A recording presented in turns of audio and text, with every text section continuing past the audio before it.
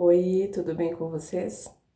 Hoje estou passando por aqui para ler um texto que há poucos dias eu compartilhei.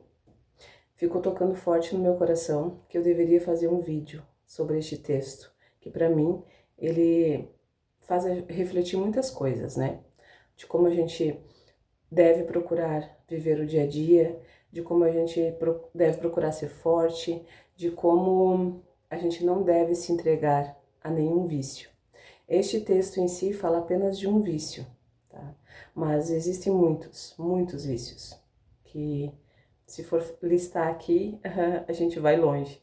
Mas este texto fala de um, mas que pode incluir todos os outros, que todo vício leva a fazermos coisas que não queremos, que não devemos, enfim, atrapalha a nossa vida pessoal, a nossa vida profissional, espiritual, enfim, atrapalha diversas áreas da nossa vida, né? E este texto em si fala de um vício e basicamente de relacionamentos, né? Que é onde mais afeta, eu acredito, tanto o relacionamento amoroso quanto o relacionamento de pai e filho, irmãos e amigos, né? Então, eu vou compartilhar com vocês. Nem todo vício começa no corpo. Muitos começam no espírito ferido. Há pessoas que não bebem para celebrar. Bebem para silenciar o caos interno. Quando o relacionamento se torna instável, o campo energético da casa se rompe. O lar deixa de se nutrir e passa a drenar. E a alma, cansada de lutar, busca alívio onde o encontra. O álcool surge como um falso portal de descanso. Por alguns instantes, a mente desacelera. A dor parece distante. O peso do não dito adormece. Mas o que não é curado retorna mais denso. Relacionamentos desarmonizados criam rachaduras invisíveis. Palavras mal colocadas, desculpe, palavras mal colocadas, olhares que julgam, silêncios que machucam, tudo isso vai fragmentando o campo emocional, até que a pessoa já não se reconhece inteira. O álcool não gera dor, ele apenas se instala onde a luz foi ficando fraca. Quando o amor vira controle, quando o diálogo vira disputa, quando o lar perde sua vibração de abrigo, a alma procura anestesia para sobreviver ao dia seguinte. Isso não é permissão, é consciência, porque toda dependência revela uma desconexão espiritual, uma alma que se afastou de si mesma, do próprio valor, da própria verdade, e nenhuma bebida preenche o que só o alinhamento interior pode curar. A cura começa quando a dor é vista, quando o ambiente é revisto, quando a energia da casa volta a ser limpa com respeito, verdade e presença. O álcool apaga momentaneamente a dor, mas só a consciência reacende a luz. Que possamos olhar para o vício não apenas como falha, mas como um pedido silencioso de socorro da alma.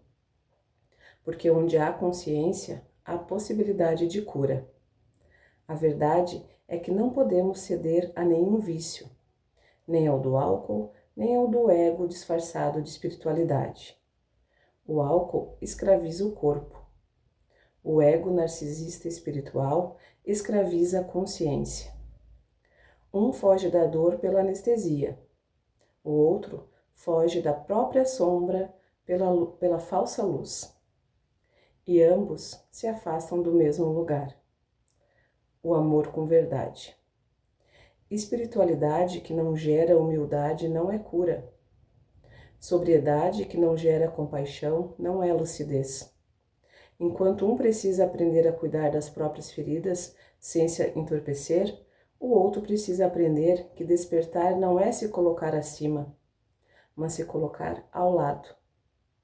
A cura real acontece quando ninguém se acha melhor, quando ninguém se coloca como juiz, quando todos escolhem responsabilidade sem condenação.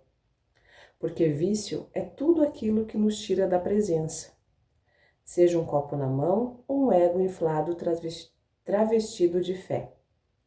e nenhuma dessas prisões leva à paz.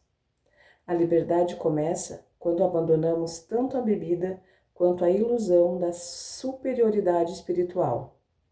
Só o amor lúcido cura. Eu achei esse texto muito forte, que vem assim para nos colocar o dedo na ferida muitas vezes, né?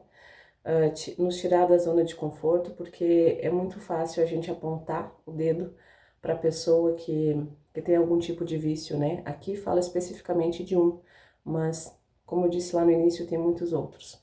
Então, é muito fácil julgarmos, não se colocar no lugar do outro. Mas por muitas vezes a pessoa vai por esse caminho porque não tem um apoio, né? E eu digo apoio, não um apoio de estar ali falando que tu não deve fazer isso, tu não deve fazer aquilo, mas do caminhar lado a lado, como diz ali. Então, eu acho que a gente precisa pensar mais nas nossas atitudes, colocar o dedinho na consciência mesmo, né? Pesar o que a gente anda fazendo, o que a gente anda julgando, porque muitas vezes a gente se acha bom, né? Porque eu não bebo, porque eu não fumo, porque eu não faço isso, porque eu não faço aquilo, eu posso apontar o dedo e julgar aquela pessoa que chegou nesse ponto. Mas eu não perguntei para a pessoa por que ela foi, né? Por que ela se dirigiu por esse caminho e não tentou outro, né? Então, para que a gente possa refletir e pensar mais, né, de como a gente anda agindo mesmo. Eu fiquei com esse texto na minha cabeça e não consegui parar de pensar assim um minuto, porque a gente precisa sim, a gente precisa se colocar no lugar do outro, a gente precisa ter humildade, a gente precisa procurar entender, não só apontar o dedo e dizer que não deve fazer porque isso é errado, que a gente sabe que não faz bem, mas procurar saber lá no fundinho, no interior, o porquê que muitas vezes as pessoas acabam indo por esse caminho, né? Graças a Deus muitos voltam, muitos saem, mas tem uns que não conseguem, mas a gente precisa ajudar, a gente precisa ir atrás e de certa forma tentar ajudar na medida de que a pessoa se permite, né? Então é isso, eu quis compartilhar com vocês, eu espero que tenha ajudado de alguma forma, né? Mas enfim, eu acho que se a gente tenta fazer alguma coisa para ajudar, isso é o mais importante. Um grande beijo no teu coração, fica com Deus e até a próxima. Tchau, tchau.